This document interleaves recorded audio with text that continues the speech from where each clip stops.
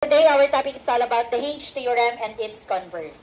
So when we say Hinge theorem, or what we call the SAS, inequality theorem, SAS, S stands for side, A stands for angle, S stands for side. Kaya ano meaning ng SAS? Side, angle, side, or the acronym is SAS. So when we say Hinge theorem, or what we call the SAS inequality, everyone can you read? If two sides of one triangle are congruent to two sides of another triangle, but the included angle of the first triangle is larger, Then the third side of the first triangle is longer than the third side of the second triangle. This time, anak, two triangles na ang i-compare natin. Okay, so this is an example of two triangles. Sabi daw dito, if two sides of one triangle, okay, ilang sides meron ng triangle? Tatlo. So, yung dalawang sides lang daw po yung congruent. So, using triangle BHA and triangle BKC, meron tayong mga markings na nakalagay. Yung markings na yan, iyan yung nag-state na congruent yung two sides ng each triangle. Okay, now, based on the markings, we can say that segment BH, ilang guhit to? Isa. Ay, congruent daw dito kay DK. Okay, another we have also segment HA, ilang guhit po ito? Dalawa. Congruent din daw po siya kay segment KC. But, the included angle of the two triangle, ito ay mas larger, mas malaki, compare sa included angle ng second triangle. So, kung ito yung mas malaking angle, ang opposite niya, yung mas mahabang side.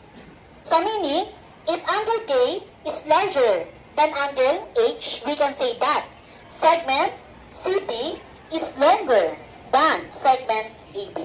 Sa Tagalog, mas malaki daw po yung buka ng angle K kumpara sa buka ng angle H. So, ibig sabihin, kung mas malaki yung buka ng angle K, ang katapat niya yung mas mahabang side, which is segment CD compare kay segment AB. So, that is the Hinge theorem. The side, angle, side. And then, ang i-compare natin dito, anak, ay yung opposite side nung included angle. Oh, now, let's try my example. Using the mouth of the alligator. Okay. So, sa first illustration, tabebe yung buka niya. Maliit lang. Kasi konti lang yung pondo.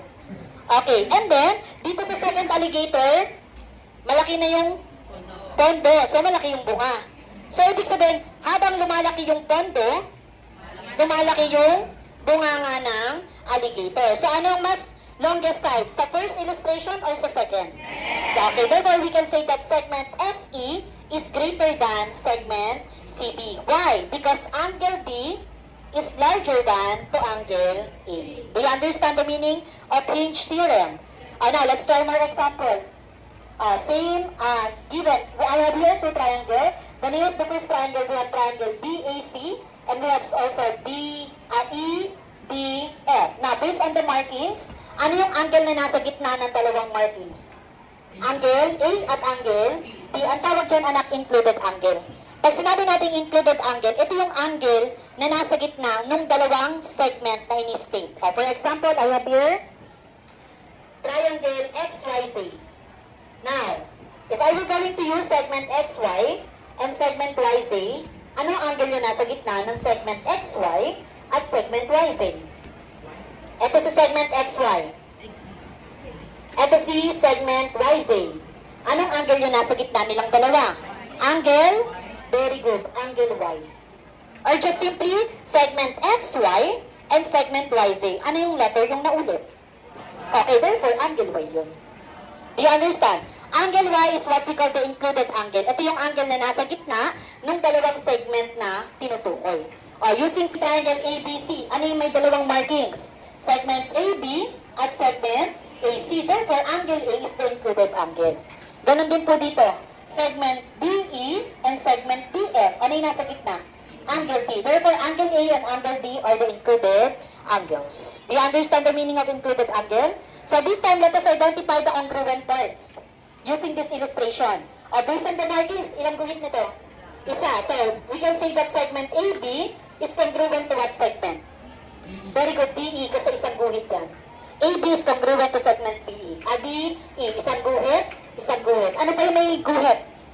Segment AC is congruent to what segment? Very good. Segment AC is also congruent to segment DF. Then after that, based on the illustration, ano ang mas wide? Wider, angle A or angle B? Okay, angle A is greater than to angle B kasi mas wider siya. Now, if angle A is wider or larger than to angle B, what can you say about the opposite side? Anong mas mahaba? BC or EF? Very good, BC. Because BC is the opposite of the larger angle. Therefore, segment BC is greater than the segment EF. And that is the hinge theorem. Question?